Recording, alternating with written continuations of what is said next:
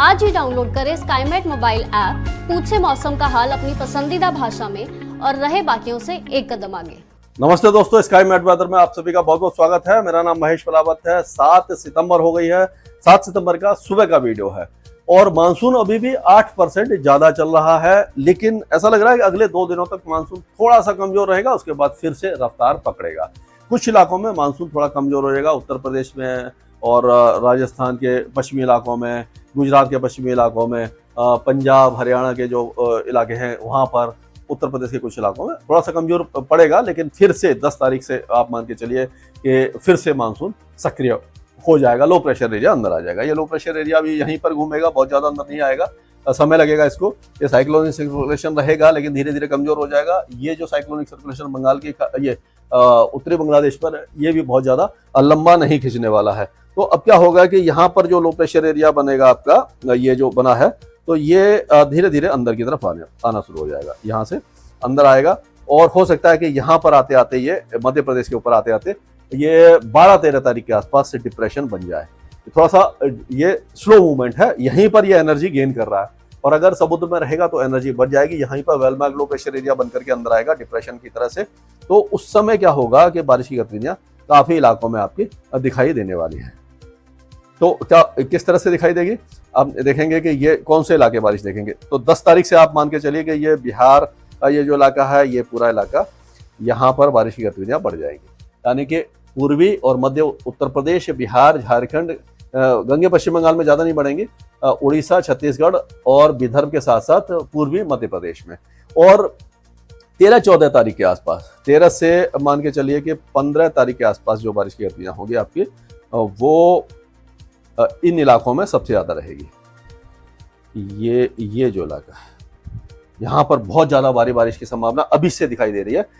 मध्य प्रदेश के दक्षिणी इलाके और पूर्वी इलाके, विदर्भ और छत्तीसगढ़ और उड़ीसा के कुछ इलाकों में और तेलंगाना के कुछ इलाकों में अच्छी बारिश की संभावना उस समय दिखाई दे रही है। तो इसके ऊपर हम नज़र बनाए रखेंगे कि किस तरह वेदर आगे बढ़ेगा और आपको लगातार बताते रहेंगे। अगर हम बात करें इस समय गिलगित बाल्टिस्तान, मुजफ्फराबाद और लद्दाख, यहाँ पर, और जम्मू कश्मीर, यहाँ पर अगले 2-4 दिनों के 5 दिनों के दौरान ज्यादा बारिश नहीं है। मौसम लगभग साफ रहेगा, धूप निकलेगी, बादल हल्के फुल्के आते रहेंगे और बीच बीच में हल्की बौछारें मतलब गिरेंगी। तो अगर आप प्लान कर रहे हैं श्रीनगर घूमने के लिए, पहलगाम घूमने के लिए, लद्दाख वगैरह जाने के लिए, जा सकते हैं। बहुत अच्छा मौसम रहेगा, कोई भी आपको परेशानी, लैंडस्लाइड, मडस्लाइड नहीं मिलने वाली है। अब अगर हिमाचल की बात करें तो हिमाचल में अभी भी लैंडस्लाइड, मडस्लाइड की खतरा बना हुआ है निचले इलाकों में। ऊपर वाले इलाकों में नहीं है, बहुत ज़्यादा बारिश नहीं है। और उत्तराखंड में भी लैंडस्लाइड, मडस्लाइड अगले 2-3 दिनों तक तो दिखाई देगी आपको और तेज बारिश की संभावना है दक्षिणी इलाकों में। उत्तरी इलाके सही रहने वाले हैं। पंजाब के लिए, जैसे मैंने पिछले भी 2-3 वीडियो में बताया आपको, अच्छी खबर नहीं है। पंजाब में बारिश की संभावना काफ़ी ज़्यादा कम है। 1-2 स्थानों पर ऊपर वाले की कृपा हो गई तो हो जाएगी। ये फतेहगढ़ साहब ज़्यादा, अजीत सिंह नगर, पटियाला, संगरूर, रूपनगर, लुधियाना के कुछ इलाके ये बारिश देख सकते हैं। बाकी इलाकों में बारिश की संभावना काफ़ी ज़्यादा कम है। अमृतसर और गुरदासपुर में भी छुटपुट बौछारें पड़ सकती हैं। अगर हम हरियाणा की बात करें तो हरियाणा में भी आज मान के चलिए कि बारिश है, उसके बाद बारिश की गतिविधियों में कमी देखने को आपको मिल जाएगी। ये है आपका, ये है जो यहाँ से शुरू करते हैं, ये है। और हरियाणा में आज बारिश है। अगर कल की बात करें तो आप देखिए, हरियाणा से लेकर के उत्तर प्रदेश के कई इलाके और बिहार के इलाके सूख से रहे हैं। यहाँ पर बारिश की गतिविधियां कम हो जाएंगी, लेकिन जैसे मैंने बताया था कि दक्षिण पूर्वी राजस्थान और उत्तर पूर्वी गुजरात में मूसलाधार बारिश रहेगी। ये लो प्रेशर एरिया का असर आपको पूर्वी मध्य प्रदेश, छत्तीसगढ़ और झारखंड के कुछ इलाके, उड़ीसा और तेलंगाना के कई इलाकों में और उत्तर तटीय आंध्र प्रदेश में दिखाई देगा। तो इस तरह का मौसम रहने वाला है। दिल्ली एनसीआर में भी अब कल से बारिश की गतिविधियां लगभग समाप्त हो जाएंगी और मौसम एक तरह से शुष्क हो जाएगा। गर्मी थोड़ी सी बढ़ जाएगी, उमस थोड़ी सी परेशान कर सकती है। तो ये इस तरह का मौसम रहेगा। ये आपका है 8 तारीख का। और अगर 9 तारीख की बात करें तो 9 तारीख से आप देखेंगे कि जो बारिश की गतिविधियां हैं पूर्वी उत्तर प्रदेश से लेकर के बिहार, झारखंड और पश्चिम बंगाल में बढ़ने वाली हैं। इस तरह का मौसम रहने वाला है। तो ये थोड़ा सा चेंजेज है। मानसून विड्रॉल के फेस में धीरे धीरे आ जाएगा अभी, खास करके क्योंकि ये वेदर सिस्टम यहाँ से बन रहे हैं तो ये मानसून को जल्दी जाने नहीं देंगे। लेकिन क्या होता है, कभी कभी मानसून देर तक रहता है, कभी जल्दी विड्रॉ हो जाता है, कभी टाइम पे होता है। तो लेकिन कई एजेंसियां बता रही हैं कि मानसून सितंबर के आखिर तक, अक्टूबर तक रहेगा, लेकिन ऐसा दिखाई नहीं दे रहा है कि कोई बहुत बड़े वेदर सिस्टम अभी फिलहाल नहीं बन रहे। लेकिन चेंजेज आते रहते हैं, हम उस पर नजर रखे रहेंगे, आपको बताते रहेंगे। अभी मान के चलिए कि ये 2-3 दिन के अंदर ही लद्दाख और जम्मू कश्मीर, हिमाचल प्रदेश, पंजाब, हरियाणा, उत्तरी और पश्चिमी राजस्थान, दिल्ली और पश्चिमी उत्तर प्रदेश का मौसम लगभग शुष्क होने वाला है और यहाँ पर ज्यादा वेदर एक्टिविटी आपको दिखाई नहीं देने वाली है। ये तो एक तरह से का यहाँ अभी का अपडेट आपका आ गया। और अभी फिलहाल की बात करें तो आजकल में बारिश की गतिविधियां हरियाणा वगैरह में रहेंगी, उत्तर प्रदेश के कई इलाके बारिश देखेंगे। आप देख सकते हैं कि बरेली, आगरा, अलीगढ़, मथुरा, हाथरस से लेकर के उन्नाव और ये लखनऊ, कानपुर, फैजाबाद, प्रयागराज, वाराणसी, भदोही, जौनपुर और लखीमपुर खीरी, बहराइच, श्रावस्ती, ये सारे इलाके बारिश देखते रहेंगे। और उसके बाद जो बारिश की गतिविधियां होंगी वो 10 तारीख से शुरू हो जाएंगी। 10, 11, 12 तारीख को फिर से जो लखनऊ, कानपुर से लेकर के पूरे पूर्वी उत्तर प्रदेश तक बारिश की गतिविधियां लगातार जारी रहने वाली हैं। बिहार में भी बारिश की गतिविधियां 2 दिनों के दौरान काफी कम हो जाएंगी, लेकिन 10 तारीख, 11 और 12 तारीख को यहाँ पर बारिश की गतिविधियां बढ़ जाएंगी। काफी अच्छी बारिश की संभावना नजर आ रही है। झारखंड में भी 10-11 तारीख से बारिश की गतिविधियां बढ़ेंगी। आप देखिए, ये देखिए, ये आप ये देखिए, ये 9 की रात से और 10-11 से ये जो क्या होगा कि जो लो प्रेशर एरिया अंदर की तरफ आएगा उसका असर आपको दिखाई देगा। आगरा, हाथरस, अलीगढ़ में भी बारिश हो सकती है और पूरा लखनऊ, कानपुर से लेकर के फैजाबाद, अयोध्या, यहाँ से लेकर के ये जो आपका बिहार का इलाका है, चंपारण, सीतामढ़ी, मधुबनी और जो अररिया, किशनगंज, सुपौल से लेकर के भागलपुर, पूर्णिया, कटिहार और ये सिवान, नवादा, गया, पटना, ये सारे इलाके, भोजपुर वगैरह सभी इलाके बारिश देखेंगे और अच्छी बारिश की संभावना नजर आ रही है। उप हिमालय पश्चिम बंगाल में भी अच्छी बारिश रहेगी। झारखंड में मूसलाधार बारिश की संभावना है। उड़ीसा के ज्यादातर इलाके बारिश देखेंगे। केवल जो गंगे पश्चिम बंगाल से लगे हुए हैं वहां पर बारिश कम होगी, बाकी इलाके बहुत अच्छी बारिश देखने वाले हैं। और ये जो बारिश की गतिविधियां छत्तीसगढ़ तक जारी रहने वाली हैं। तो इस तरह का मौसम यहाँ पर रहेगा। और उसके बाद ये बारिश की गतिविधियां जब आगे बढ़ेंगी तो आप देखिए, ये मैं आपको दिखाना चाह रहा था कि ये जो आपका ये 12 तारीख से लेकर के 13-14 तारीख के आसपास जो ये है, काफी अच्छी बारिश की गतिविधियां, मतलब काफी आगे चले गए हम, लेकिन अगर मान के चलें तो ये जो बारिश है वो इस तरह से रहने वाली है।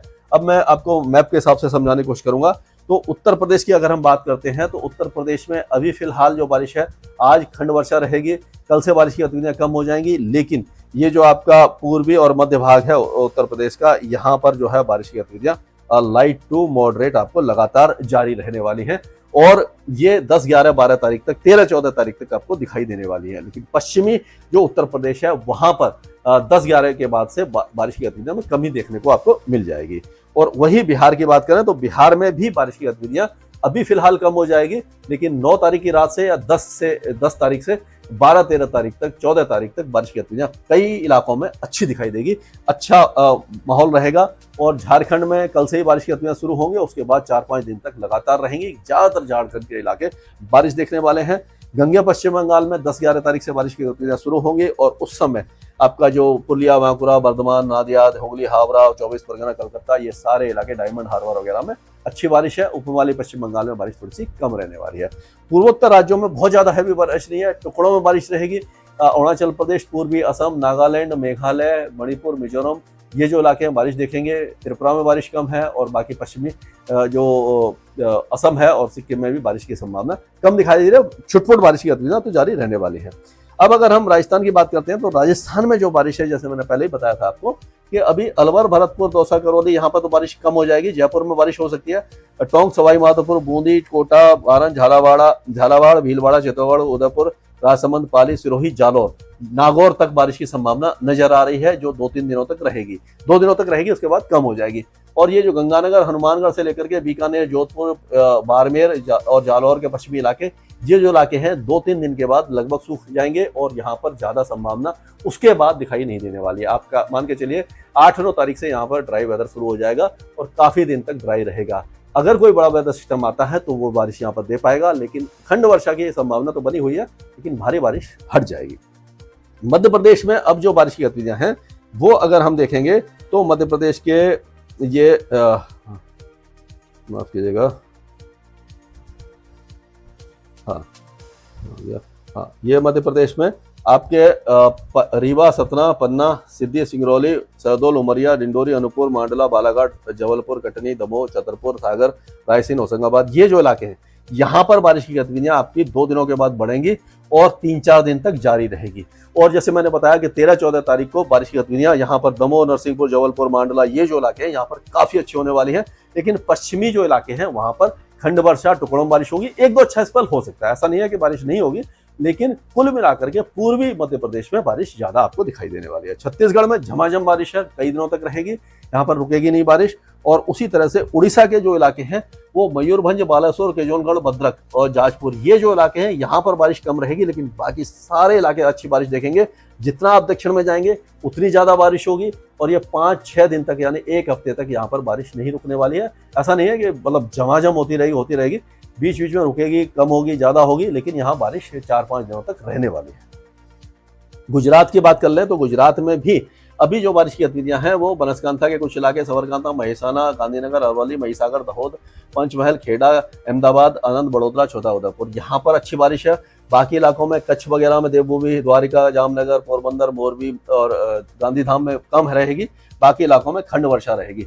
तो कुल मिलाकर के जो उत्तर पूर्वी जिले हैं वो अगले 2-3 दिनों तक अच्छी बारिश देख पाएंगे।